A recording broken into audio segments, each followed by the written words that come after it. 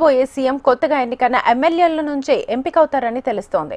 పార్టీలో పలువురు నేతల అభిప్రాయం కూడా అదే కావడంతో ఈ విషయంలో అధిష్టానం రెండో ఆలోచన చేయకపోవచ్చునన్న టాక్ వినిపిస్తోంది.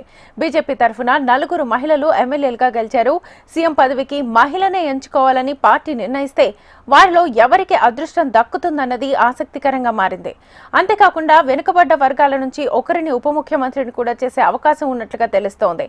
మహిళలకు, దళితులు, ఇతర వెనుకబడ్డ వర్గాలకు మంత్రివర్గ కూర్పులో కూడా అధిక ప్రాధాన్యత దక్కడం ఖాయమంట వార్తలు వినిపిస్తున్నాయి.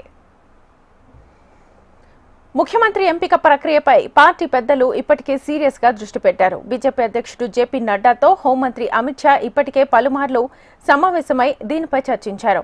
న్యూఢిల్లీ అసెంబ్లీ స్థానంలో యాప్ సారథి అరవింద్ కేజ్రీవాల్ పై సంచలన విజయం సాధించిన బీజేపీ నేత పర్వేష్ వర్మ సీఎం రేసులో ముందున్నారంటూ ప్రచారం జరిగింది. పర్వేష్ తో పాటు వీరేంద్ర గుప్తా, సతీష్ ఉపాధ్యాయ, ఆశీస్ సూద్, పవన్ వర్మ పేర్లు కూడా చక్కర్లు కొడుతున్న వేళ తాజాగా అనూహ్యంగా మహిళా సీఎం ప్రతిపాదన తెరమీదకొచ్చింది. 4 రోజులు విదేశీ పర్యటనను ముగించుకుని ప్రధాని మోదీ ఈ నెల 13న తిరిగి ఇండియాకు రానున్నారు. ఆయన వచ్చిన తర్వాత సీఎం అభ్యర్థిపై నిర్ణయం తీసుకునే అవకాశం ఉన్నట్లుగా తెలుస్తోంది. ఇక ఈ నెల 15 కల్లా ఢిల్లీ సీఎం ఎవరన్న దానిపై స్పష్టత వచ్చే అవకాశం కనిపిస్తోంది.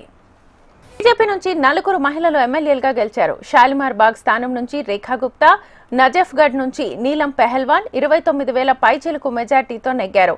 గ్రేటర్ కైలాష్ నుంచి శిఖారాయ్ 3,188 ఓట్ల మెజార్టీతో ప్రముఖ యాప్ నేత సౌరభ్ భరద్వాజ్ పై నెగ్గారు. వాజీపూర్ నుంచి పూనం శర్మ కూడా 11,000